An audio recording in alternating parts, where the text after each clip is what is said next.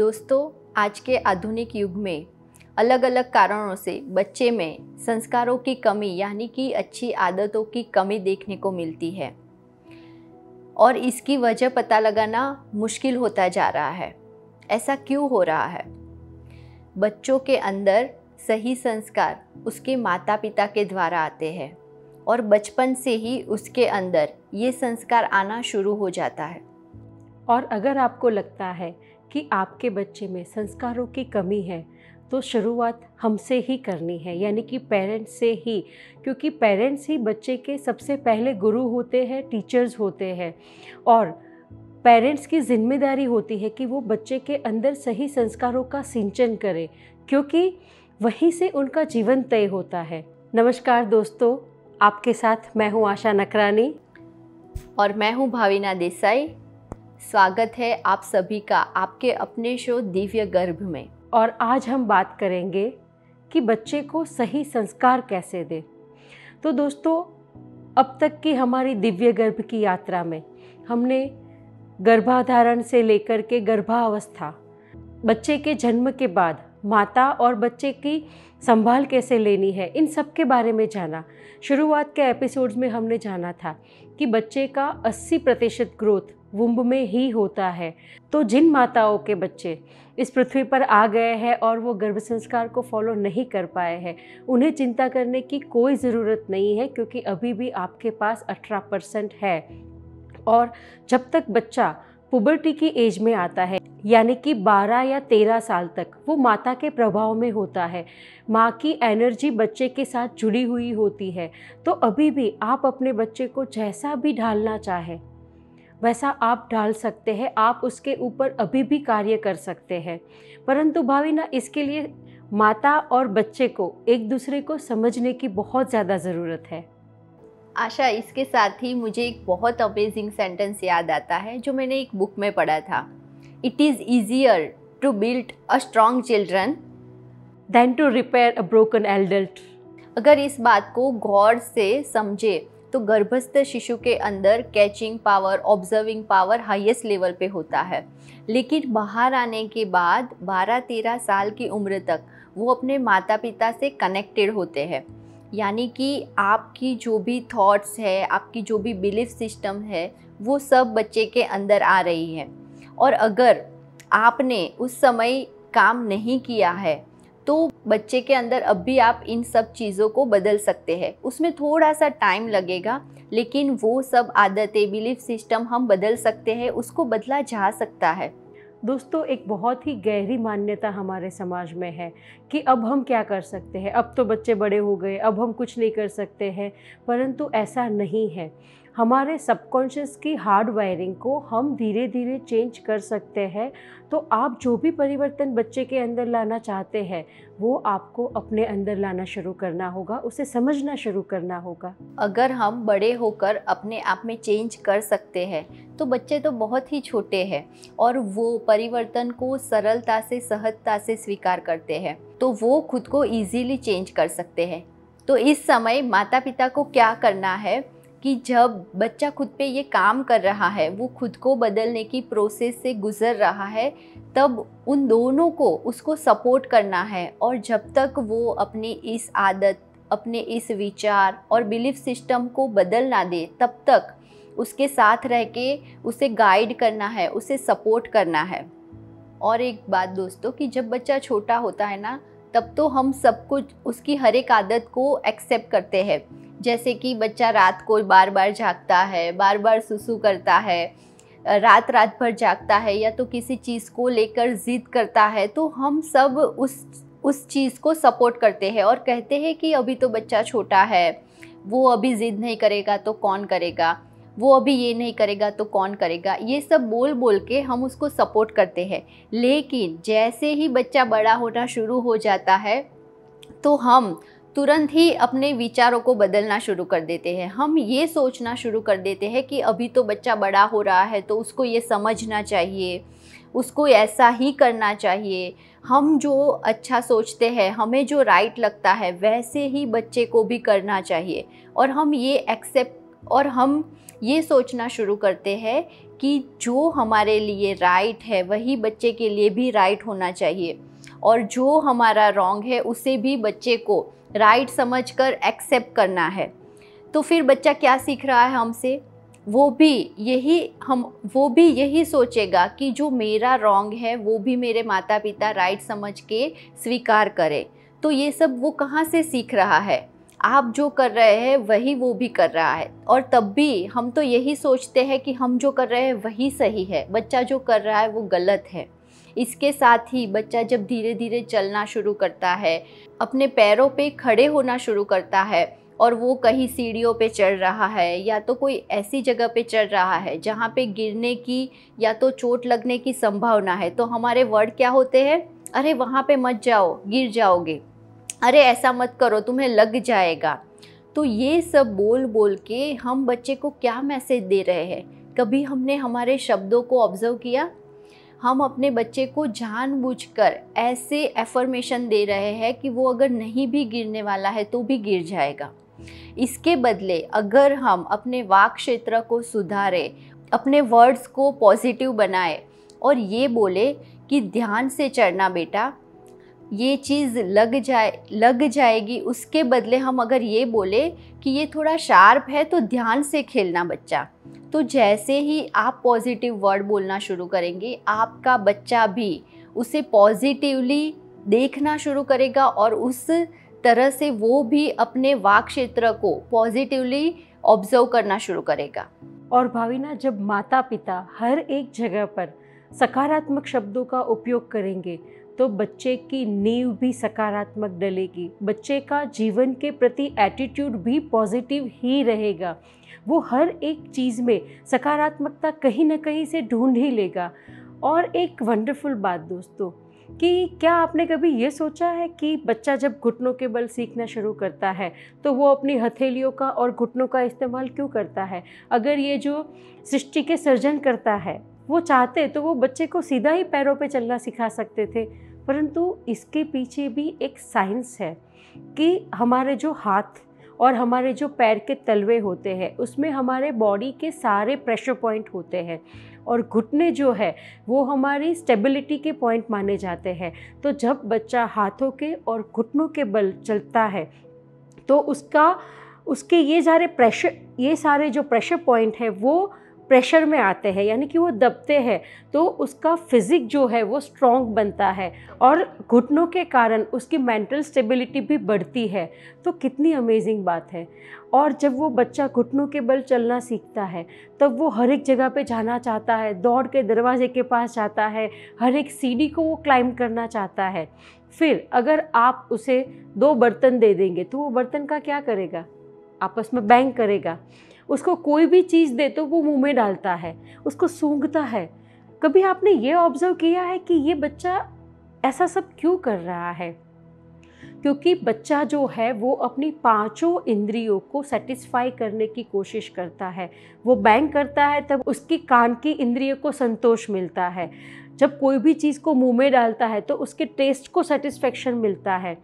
फिर हर एक चीज़ को वो छूना चाहता है, महसूस करना चाहता है, उसे उलट पलट के देखता है, उसकी आँखों की और स्पर्श की इंद्रियों को संतोष देने की कोशिश कर रहा है। परंतु हम क्या करते हैं? उसको कोई भी चीज़ जब वो मुंह में डालेगा तो हम तुरंत बाहर निकाल देंगे, अरे इसमें जर्म्स है, अरे ये हेल्दी नहीं है, अरे ये ऐसा है। वो चलेगा तो हम पीछे पीछे जा कर के उसको पकड़ेंगे, उसको नी पैड पहनाएंगे, हाथ के ग्लव्स पहनाएंगे और पता नहीं क्या क्या। तो आप ही अपने बच्चे को एक निर्बल बच्चा बना रहे हैं। हमें बच्चे को एक्सप्लोर करने देना चाहिए। और दोस्तों पता है कि जब बच्चा अपनी इस 5 इंद्रियों को सेटिस्फाई नहीं कर पाता है तो उसके साथ क्या होता है? आपने देखा होगा कि बहुत सारे बच्चे बहुत ज़्यादा चिल्लाते हैं।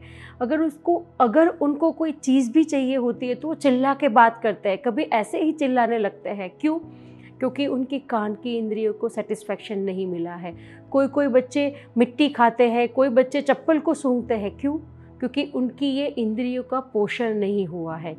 तो जब आप अपने बच्चे को एक्सप्लोर करने देंगे, वो जहाँ पे जा रहा है उसको जाने दीजिए, वो हर एक चीज़ को स्पर्श करना चाहता है उसको करने दीजिए। हमें अपनी कॉमन सेंस का इस्तेमाल ज़रूर से करना है कि अगर उसको ज़्यादा चोट लगने की संभावना है तो वहाँ पे हम उसका ज़रूर से ध्यान रखें और ज़रूर से उसकी केयर करें।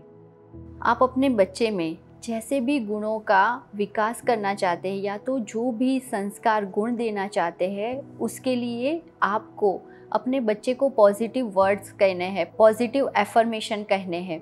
और इसकी शुरुआत कहाँ से करेंगे? तो सबसे पहले तो आप, अगर आपका बच्चा डर रहा है या तो उसके अंदर कोई भी ऐसी चीज़ है जो आप बदलना चाहते हैं, तो आप उसका स्वीकार करिए।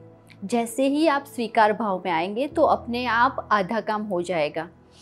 अगर आपका बच्चा किसी चीज़ से डर रहा है या तो डरपोक है, तो आपको क्या करना है? बच्चे को बार बार ये बताना है कि बेटा तुम ये कर सकते हो, किसी भी चीज़ से डरने की ज़रूरत नहीं है, मुझे तुम पे विश्वास है। जब आप एक विश्वास के साथ, एक प्यार भरे भाव के साथ अपने बच्चे को ये कहेंगे ना, तो वो खुद पे विश्वास करना शुरू कर देगा और उसके अंदर जो चीज़ को लेकर या तो किसी भी बात को लेकर डर है ना, वो अपने आप निकलना शुरू हो जाएगा।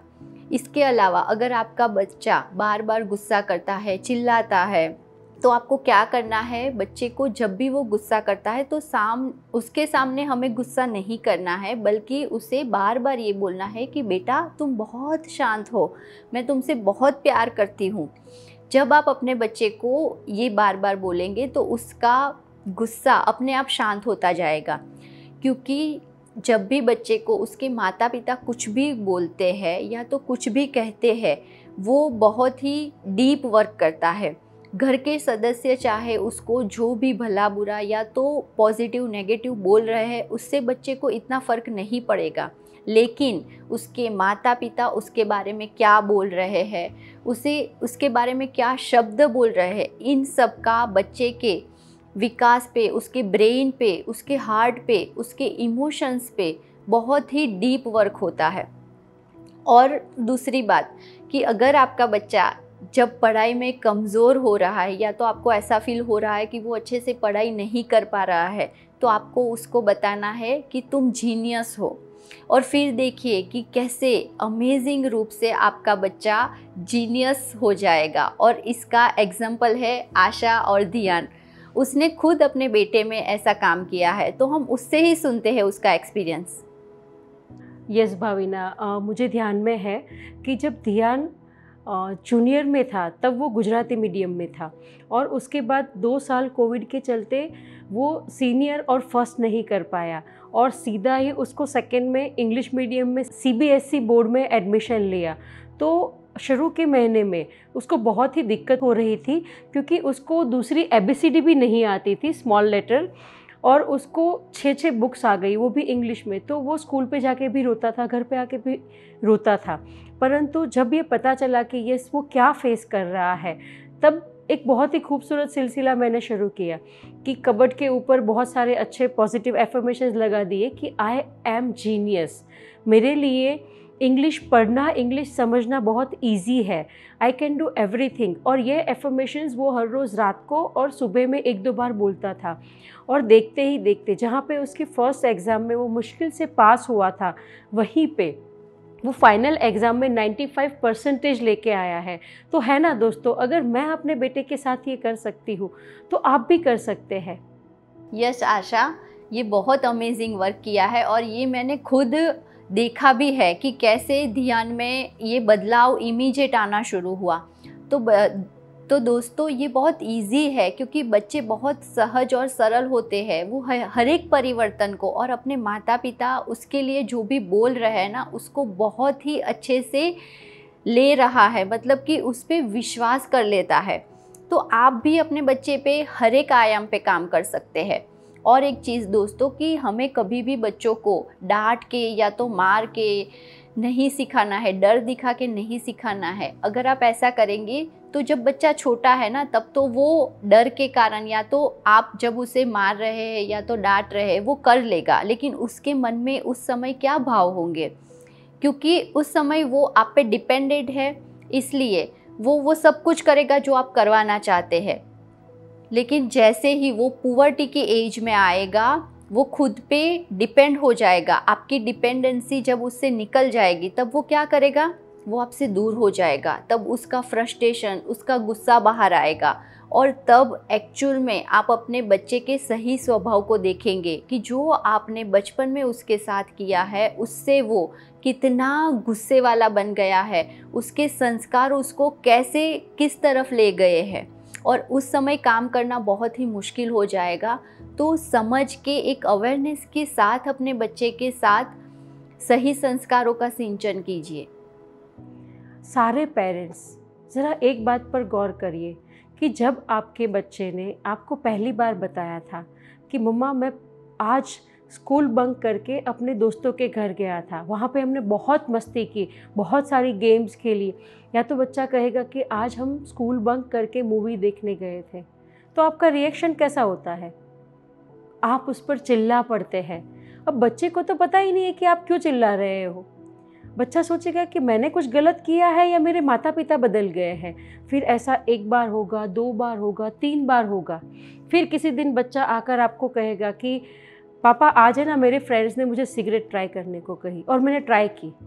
तो बच्चे ने क्या किया, अपने स्वभाव के आधार पर सच बोला, परंतु आपने क्या रिएक्शन दिया? अरे मैं इसीलिए तुम्हें स्कूल भेजता हूँ, इतनी महंगी स्कूल में तुम्हें पढ़ाता हूँ, तुम्हारे इतने सारे खर्चे बेयर करता हूँ और तुम्हें समझ नहीं है, आज से ये बंद वो बंद। ये सब करके हम बच्चे को रिस्ट्रिक्शन में बांध देते हैं और तो और उसकी सारी फ्रीडम छीन लेते हैं, और बच्चा ये समझ ही नहीं पाता है कि मैंने क्या किया है, बच्चे के लिए क्या सही क्या गलत ये उसको पता ही नहीं है।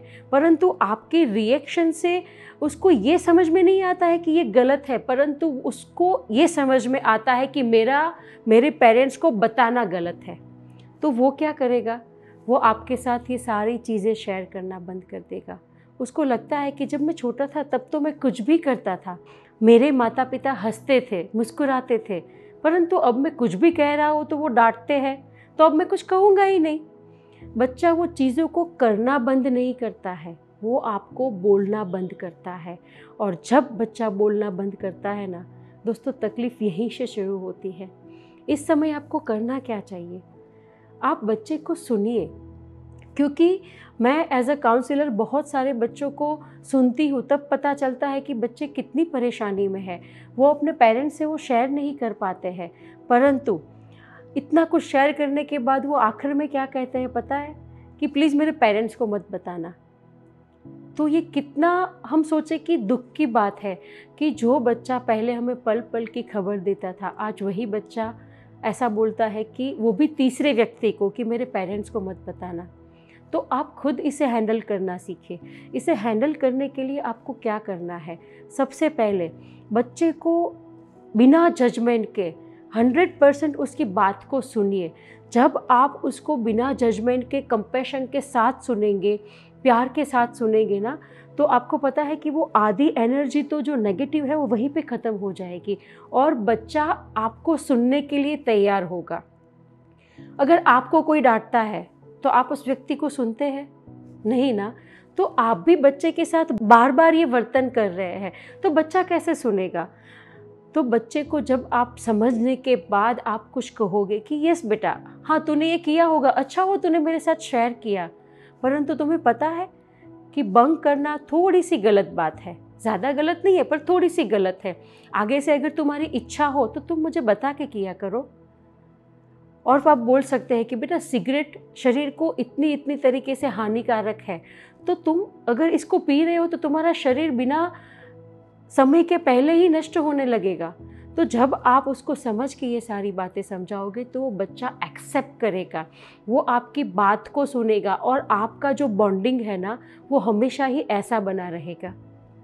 यस, आशा ने बहुत ही अच्छे से समझाया कि जब आप अपने बच्चे को इस तरह से सुनेंगे तो आप सुनने के साथ साथ उसको एक लव की एनर्जी भी पास कर रहे हैं।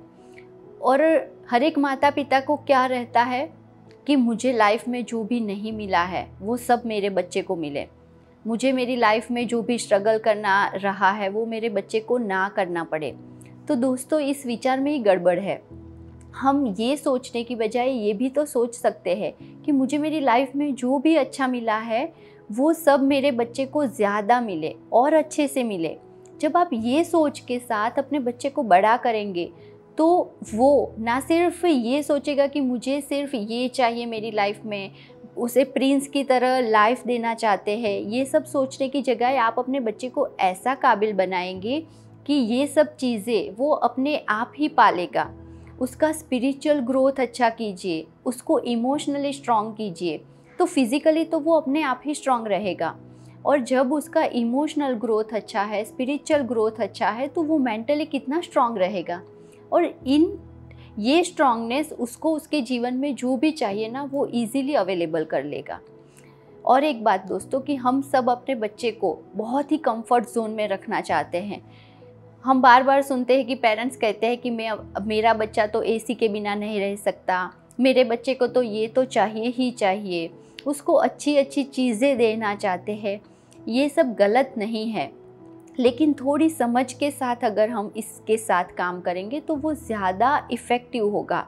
अपने बच्चे को ये समझाइए कि जो ज़रूरत है वही लेना चाहिए। ऐसा नहीं है कि हमें उसको बार बार एक पैम्परिंग जोन में ले जाना है। उसे हर चीज़ की समझ होना भी ज़रूरी है, तभी वो अपनी लाइफ को ईजी बना पाएगा। हर एक छोटी छोटी चीज़ में वो खुश रह पाएगा और हर एक चीज़ को वो एंजॉय कर पाएगा। नहीं तो आप उसको सब कुछ ऐसे कंफर्ट जोन में देते जाएंगे तो वो चीज़ों की, अपने समय की और अपनी आदतों की, अपने खुद के बदलाव की कीमत नहीं कर पाएगा। जैसे कि भाविना तुमने बताया कि हर एक माता पिता अपने बच्चे को प्रिंस की तरह, एक राजकुमार की तरह पालना चाहते हैं, तो ये गलत नहीं है। परंतु क्या कभी आपने गौर किया है कि राजकुमार क्या है? आपने देखा होगा पुराने ज़माने में, श्री कृष्ण श्री राम के ज़माने में राजकुमारों को बहुत ही छोटी उम्र में गुरुकुल में भेजा जाता था और वहाँ पे उनको कठिन से कठिन परीक्षाओं को पास करना पड़ता था। ज़मीन पे सोना पड़ता था, वस्त्र भी बहुत साधारण थे, खुद के खाने की व्यवस्था खुद करनी पड़ती थी, अपने हर एक काम खुद से करने पड़ते थे। यस, और साथ में गुरु की सेवा करनी। तो यस, इस तरीके का अगर आप राजकुमार का जीवन दे रहे हैं तो ज़रूर से दीजिए, क्योंकि राजकुमार बनाना चाहते हैं तो साथ में शिष्टता भी आनी चाहिए। आप सुविधा दीजिए पर शिष्टता को भी इतना ही महत्व दीजिए। जब भी आपका बच्चा इन दोनों के साथ बैलेंस में चलेगा तो अपने आप वो अपने जीवन की हर एक परिस्थिति को संभाल पाएगा। बड़ा होकर के वो दुख या तो फिर कोई भी कठिनाई वाली परिस्थिति उसके सामने आ रही है तो उसको अच्छे से संभाल पाएगा।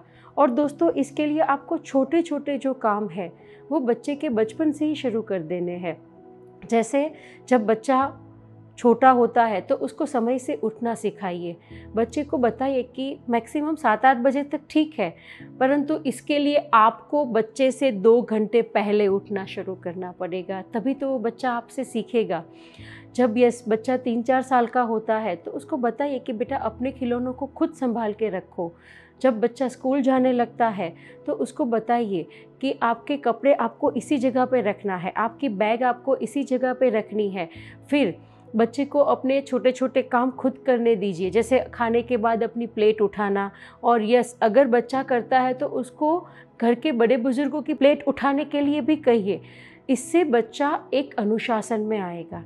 समय का भी सदुपयोग करना उसको बताइए, उसको खेलने दीजिए, अपने जीवन को एंजॉय करने दीजिए। परंतु यस, ये भी सिखाना एक माता पिता का ही फ़र्ज़ है, ताकि फिर आप ये ना कहें कि पता नहीं किसके जैसा हुआ है। आज मैक्सिमम पेरेंट्स ये कंप्लेन करते हैं कि हमारे बच्चे जल्दी उठते नहीं हैं, क्योंकि हमने ही बचपन में ये देखा है ना, अरे बेचारा बच्चा कितना प्यारा लग रहा है सोते हुए, और हम सोने देते हैं। तो यही समय है जागने का।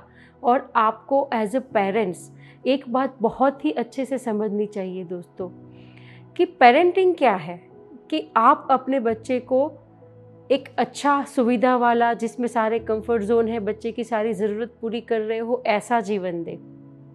और एक रियल पेरेंटिंग क्या है कि जिसमें आप बच्चे का शारीरिक, मानसिक, भावनात्मक और आध्यात्मिक इन सभी विकास पर ध्यान दें। और इसके लिए आपको इन सभी चीज़ों को फॉलो करना बहुत ही ज़रूरी है।